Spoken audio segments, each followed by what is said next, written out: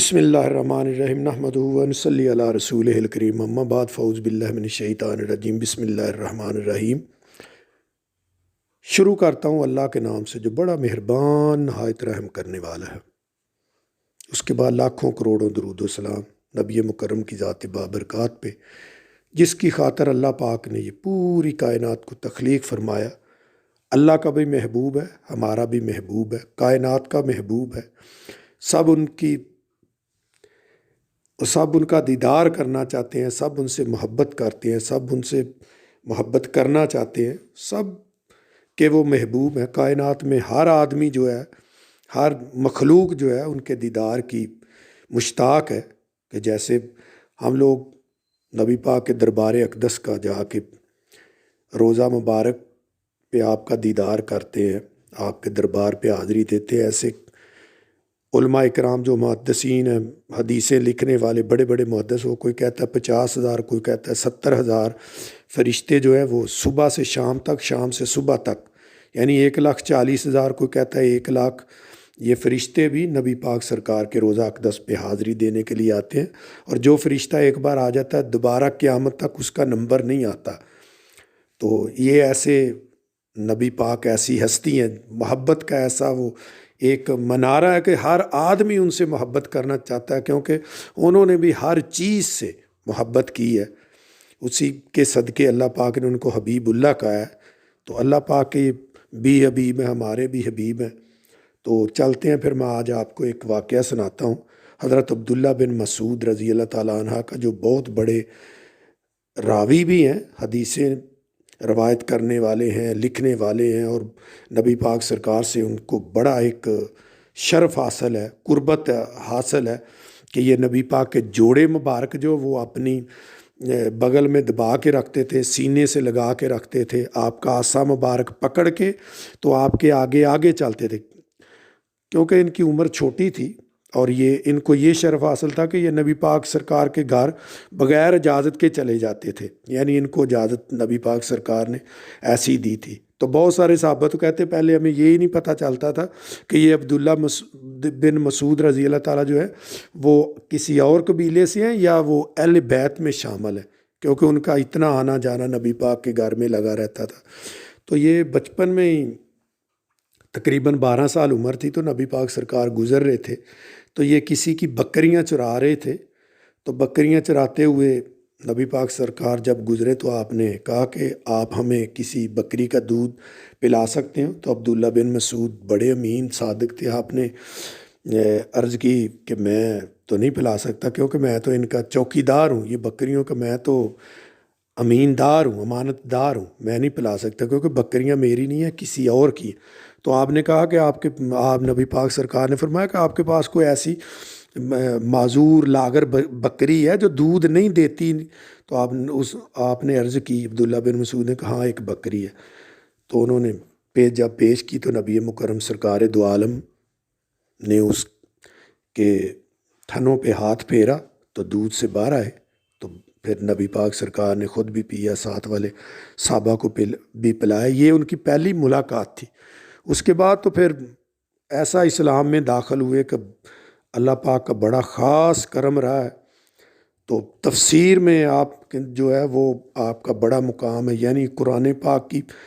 آیتوں کی تفسیر اتنی وہ وسیع انداز میں، فصیح بلاغت میں کرتے تھے کہ ان کا کوئی ثانی نہیں ہے۔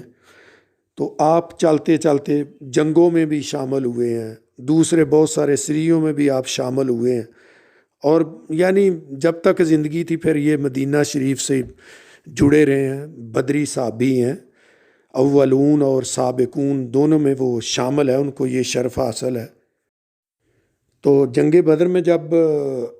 ابو جہل جو ہے وہ واصل جہنم ہوا تو اسی میں نبی پاک سرکار فرما رہے تھے، پاک سرکار نے فرمایا کون ہے جو ابو جہل کا سر جو ہے وہ کاٹ کے میرے پاس لا؟ تو یہ عبداللہ بن مسعود تھے۔ جا کے انہوں نے بڑے طاقت سے ان سے تلوار ان کی چھینی اور گردن تن سے جدا کر کے نبی پاک سرکار کے سامنے یہ لے آئے تھے۔ تو ایک اور میں واقعہ ان کا سناتا ہوں کہ اللہ پہ اتنا ان کا توکل تھا، اتنا اللہ پہ ان کا بھروسہ تھا، اتنے متوکل تھے کہ ان کی کیا بات ہے کہ جب آخری وقت آیا تو سب ان کی عزت کرتے تھے، عمرا بھی عزت کرتے تھے، عوام بھی عزت، جو اس وقت صحابی تھے تابعی تھے سب آپ کی بڑی عزت کرتے، کیونکہ آپ کو علم میں ایک بڑا بلند مقام حاصل تھا۔ تو انہوں نے تو بہت سارے، یہ نہیں ہے مدینہ منورہ، انہوں نے تو کوفہ اور اس کے گرد و نواح میں بھی شہروں کے اندر اتنا علم کو پھیلایا، اتنا علم کو پھیلایا کہ عورتیں جو وہ گلیوں میں کھڑی ہو کے قرآن اور حدیث پہ بات کرتی تھی، اور جو حضرت عثمان غنی تھے وہ بھی کہتے تھے، دوسرے حضرت عمر فاروق بھی، دوسرے بھی سب کہتے تھے کہ یہ جو عبداللہ بن مسعود ہے، اس نے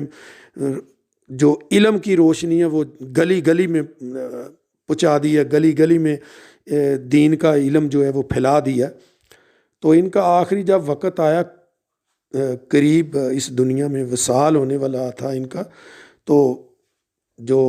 اس وقت امیر تھا، جیسے ادھر ہمارے وزیر اعظم ہوتا، تو وہ ایسے امیر ان کے گھر گیا، انہوں نے کہا کہ بھئی آپ کو کسی چیز کی بھی ضرورت ہے تو آپ ہمیں بتائیں۔ تو انہوں نے کہا کہ نہیں، مجھے کسی چیز کی ضرورت نہیں۔ انہوں نے کہا سرکار یہ آپ کا جو بیٹیاں بیٹے ہیں، چلو کچھ لے لیں آپ تاکہ ان کے کام آ جائے۔ تو آپ نے فرمایا کہ نہیں، میں نے کچھ نہیں لینا اور مجھے ضرورت نہیں ہے، میری بیٹیوں بیٹوں کو بھی ضرورت نہیں ہے کچھ لینے کی، میں نے ان کو سورت واقعہ جو ہے